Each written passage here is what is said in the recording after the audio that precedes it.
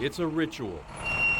Every other week, the truck pulls up and drinking water, 30 gallons a month, is delivered to every household in Kettleman City.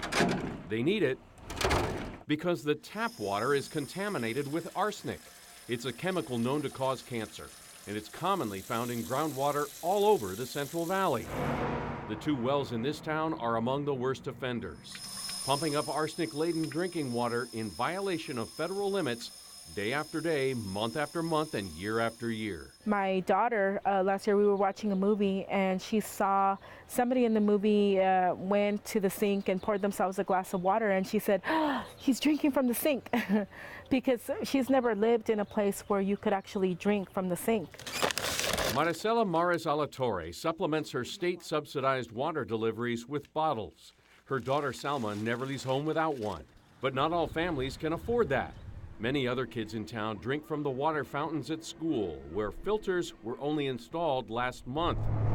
And all 1,500 residents of Kettleman City are forced to use the tap water every day to cook and shower. What's frustrating to so many people is that the California aqueduct runs right next to town. It delivers fresh water to Southern California. But Kettleman City and Kings County haven't been able to tap into it. The water money's sitting there, but there's obstacles. Kings County Supervisor Richard Valley says to get the water out of the canal, the town needs a water treatment plant. But there's been one delay after the other, year after year.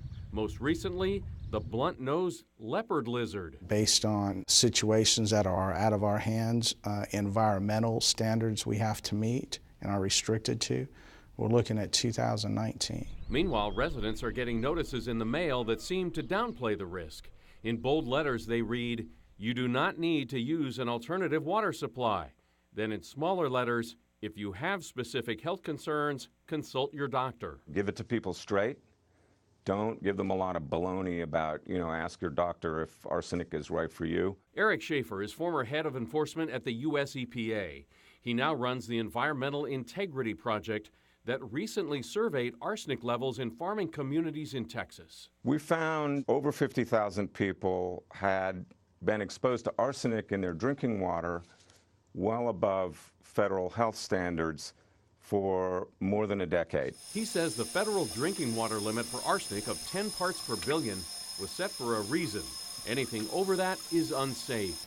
If you're telling people it's not a big deal, well then it's no wonder these systems are taking so long to get fixed. He wants states with arsenic problems, such as Texas and California, to step up to the plate and put money into solutions. But Maricela's not holding out much hope. It's just a way of life. I think people have become immune. In fact, residents of Kettleman City are in for yet another blow. The current subsidy for those bottled water deliveries is about to run out.